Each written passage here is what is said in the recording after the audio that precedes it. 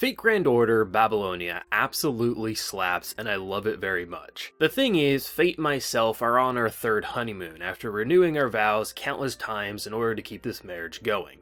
I've mostly enjoyed everything Fate minus a very select few series, but it kinda feels as if I watch many anime in this franchise just because I'm addicted, rather than me actually wanting to watch it, if that makes any sense. But Grand Order is exactly what many fans of the franchise most likely want to see. A new take on the universe with a fresh coat of paint while feeling familiar on the process. That despite being a gacha adaptation feels like an anime first and foremost, and that is a relieving feeling very few anime have when being adapted from a mobile game. Now many will tell you that this anime is for fans of the game only, and you won't be able to follow this Gilgamesh-focused tale unless you've reached this part in the game. But I'm here to say, that isn't true. See, I got hooked like many when this first received an English release. However, I only played up to the third or so singularity before my phone erased my data. Now I know, that sounds pretty bad, but trust me, it was actually a blessing in disguise, as these games are meant to suck your soul away, so you have no time or money that will be left after playing this very addicting game. It wants to own your life,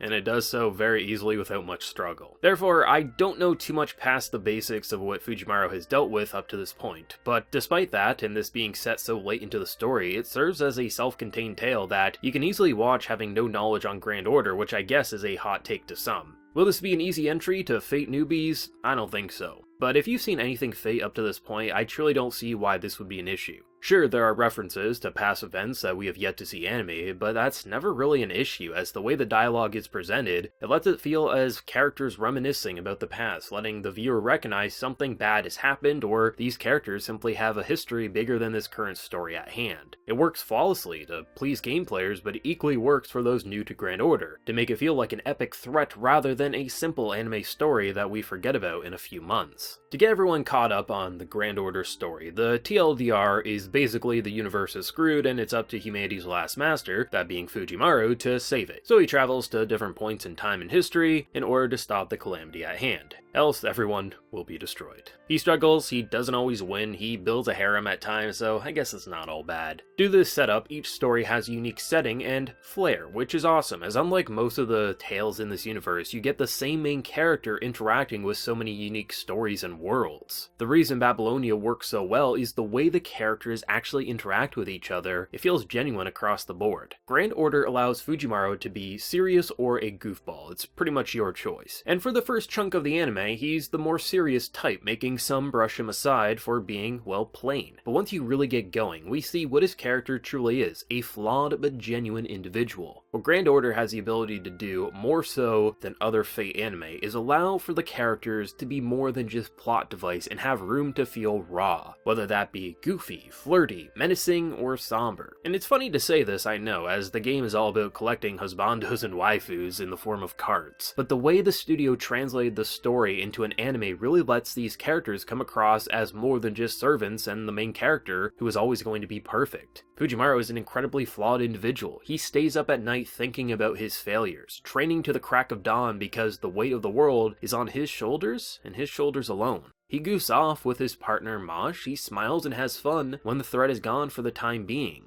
And he acts menacing and a hardened leader when he needs to. Fujimaru represents a human put into the most stressful job in the world pretty damn flawlessly. And honestly, I say this as someone who wasn't the biggest fan of his at the start. The journey that this anime takes him on truly lets me appreciate his honesty to any situation at hand. Now take this as a perfect example. This man builds the strongest harem in recent memory, but you gotta stay with me here.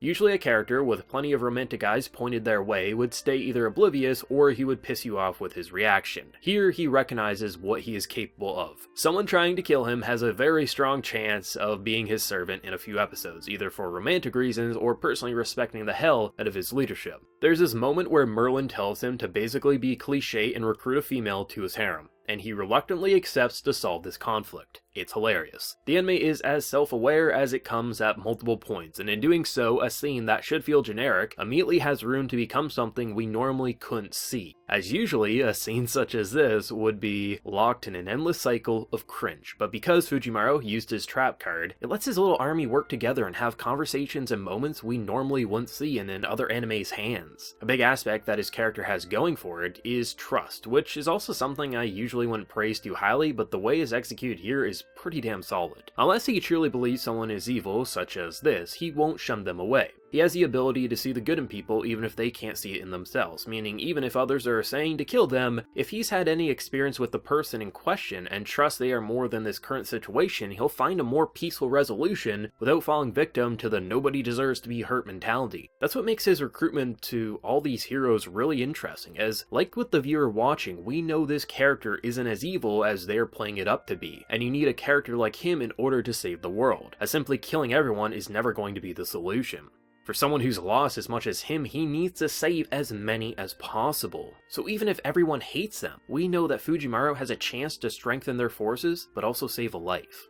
Now, I was originally excited to watch this for the simple reason that my boy Gilgamesh was front and center this time around, and while his arc did impress me quite a bit, the story overall was fantastic, especially with the darker undertones and personal conflicts. Many moments actually shocked me with what they were building up to all along. Sure, there's countless scenes that felt a little too forced, but overall, whether it be Anna's struggle to find her purpose in a world that she says she hates, Merlin's drive to see humanity's final moments, Gilgamesh wanting to see more brilliance that humanity has to offer, Enkidu's mysterious past, Ishtar and Erish's unique bond, which, might I say, Erish is totally perfect, or the countless other stories all linking together trying to keep humanity alive to see another day. They generally were all at the very least solid. Anytime characters had the chance to sit down and discuss their feelings, rather than it feeling forced, I felt a true connection to them and believed they were a person rather than a waifu card to collect. Sure, these same characters, they have moments to make them feel like something else, and I'm not arguing that. But as long as moments such as these exist, it brings it all together in a fascinating way that rarely distracted me. Gilgamesh might be the most shocking element that this season has going for it, as I truly expected him, as I've seen Gilgamesh before, and without going too far into detail, rather than him just being I'm the greatest of all time, this is Gilgamesh at his best while still knowing he is the greatest of all time. He is still the Gil we know and love, but a much more capable ruler. He is a troll, but he understands how to lead. He doesn't play favorites. He knows when to make collected moves, but he doesn't disregard the people that he serves, and in doing so becomes the best king that they've ever known and probably ever will know. When I heard people claiming that this would be the best version of Gilgamesh the anime world has seen to date, I had my doubts, especially seen by how much he's grown in a different direction compared to the other anime that we've seen him in. But this right here is who he needed to become, and whether he's making me laugh, making me tense up, or invoking confidence in his plan at hand, he always felt like the star of the show even when he wasn't on screen.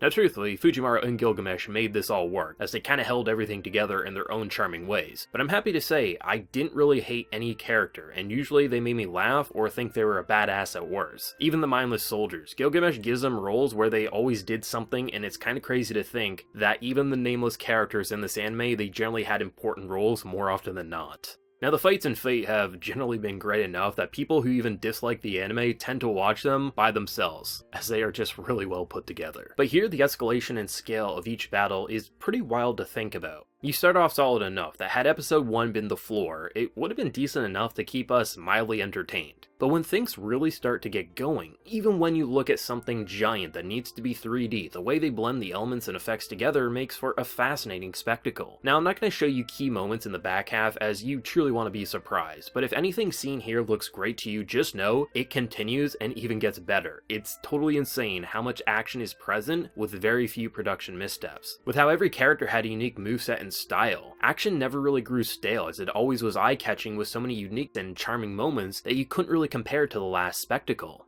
A few episodes into the anime, the director picked a style that they were quite happy with, and in doing so, we witnessed one hell of a polished series visually impress us while witnessing characters that we actually enjoyed having on screen as they entertained us. And until this anime came out, I would have argued, outside of Ufotable's Fate projects, the series has looked great in other teams' hands and average in others, but never amazing like theirs. But I have to say, Cloverworks made a project that never had me missing Ufotable, but just saying, they aren't the only ones that can make amazing looking anime in this franchise. When you have a director talking about how entering into their second core of this anime, they were still having a healthy production cycle, and despite nearly every episode in the back half having a fight sequence of some sort, they they were still well ahead of schedule, it says a hell of a lot. Very few anime, even with a name as big as Fate, have the time and resources to make a well-polished anime that doesn't completely kill its artists all in the process, but I had to give a lot of praise here. Something I came back to on more than one occasion was how the sound effects were presented. There are countless moments where things are being destroyed left and right, explosions as far as the eye can see, yet the way the sound went in to make it feel like we were listening to a sonic boom, but not totally destroying our eardrums all in the process, it just kinda hit that sweet spot to make it feel menacing but never distracting. And then you just mix it with the voice actors clearly having fun or breaking our hearts with emotional moments, and the production just oozes style and quality without much struggle. I went in truly thinking that this would be an ad for the game, and while it's pulling me back in wanting to play it again, I do admit to that, I truly view this as a standalone project that I don't need its source material to enjoy and understand its characters. It's totally insane to say, but Grand Order in many ways has the most potential to be the most fleshed out Fate story to date, should it continue to get high quality adaptations with each new story that we get to see. But even if the rest completely crash and burn, Babylonia stands tall as an isolated and fantastic Gilgamesh-focused tale, with far more highs than lows.